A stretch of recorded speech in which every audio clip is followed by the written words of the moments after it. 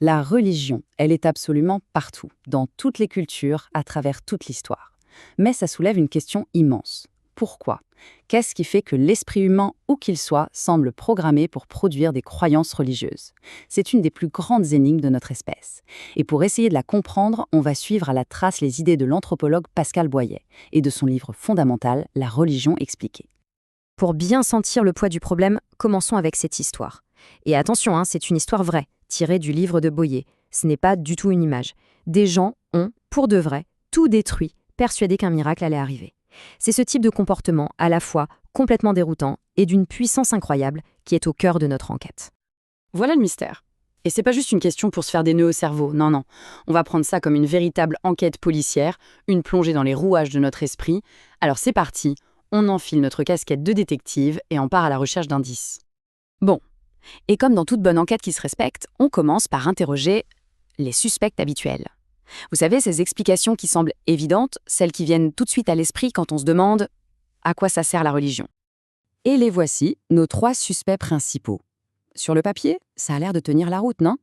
Expliquer les choses, rassurer face à la mort et faire en sorte que tout le monde se tienne à carreau. Ça semble logique. Mais, comme le montre Boyer, ces pistes, aussi intuitives soient-elles, eh bien, elles ne mènent absolument nulle part. Voyons ça de plus près, un suspect à la fois. Premier suspect, la religion comme grande machine à expliquer le monde. L'idée, ce serait que ça répond à des questions comme « Pourquoi y a-t-il du tonnerre ?» Sauf que, et c'est ça qui est fascinant, les explications religieuses sont souvent bien plus compliquées et mystérieuses que le problème de départ. Prenez le rituel d'un chaman Kuna.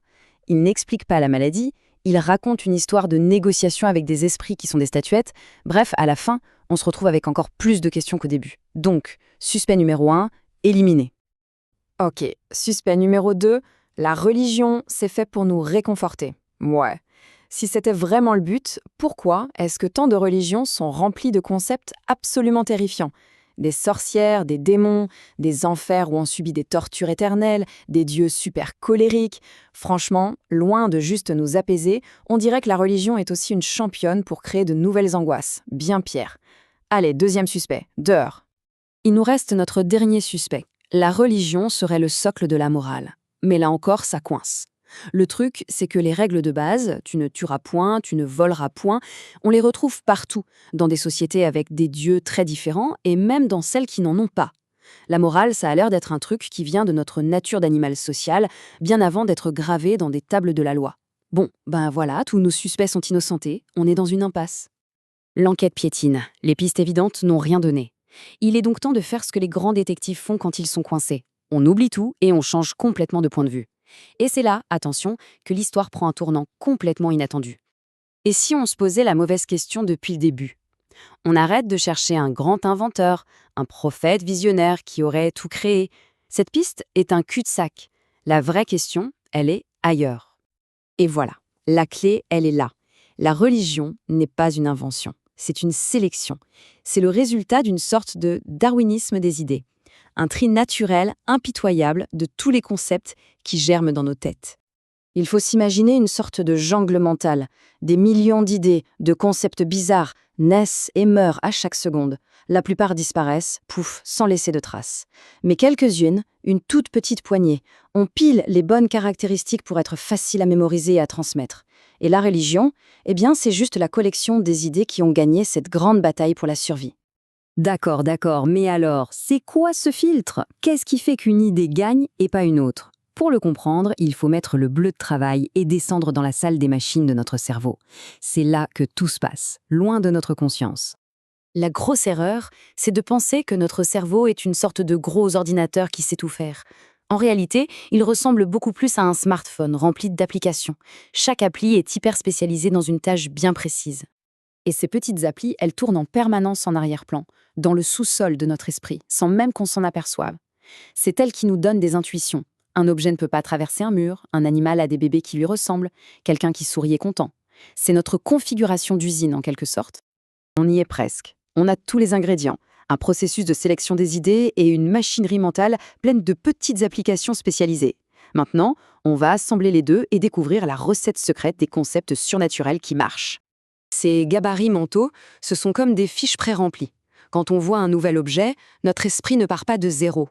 Il attrape le bon gabarit, la fiche animal, ou la fiche personne, ou la fiche outil, et il remplit juste les nouvelles infos.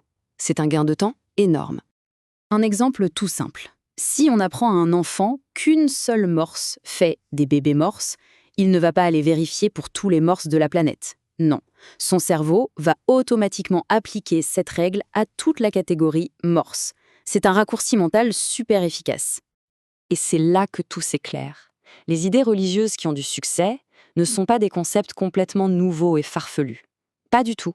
Elles sont construites sur nos gabarits de base. En fait, elles les piratent en y ajoutant juste une petite touche d'étrange.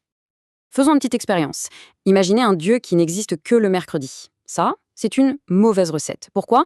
Parce que ça viole complètement notre gabarit de base d'une personne qui suppose une existence continue. Le cerveau n'aime pas ça, c'est trop de travail. Par contre, une âme invisible qui survit à la mort, ça, c'est une bonne recette.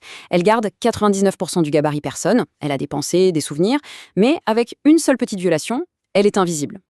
Voilà le secret, la formule magique. Un concept qui marche, c'est un concept minimalement contre-intuitif. C'est-à-dire qu'il est à 90% normal, totalement conforme à nos intuitions, mais il a une ou deux petites violations qui attirent l'attention. Une statue qui pleure, c'est un objet, mais avec un truc de biologie. Un fantôme qui traverse les murs, c'est une personne, mais qui viole une loi de la physique. C'est ce cocktail parfait entre le familier et l'étrange qui rend ces idées si faciles à retenir et à raconter. Au bout de notre enquête, la vision des choses est complètement retournée. Si les concepts religieux qui ont conquis le monde sont simplement ceux qui sont les mieux adaptés au câblage de notre cerveau, alors la religion n'est peut-être pas quelque chose que l'humanité a inventé.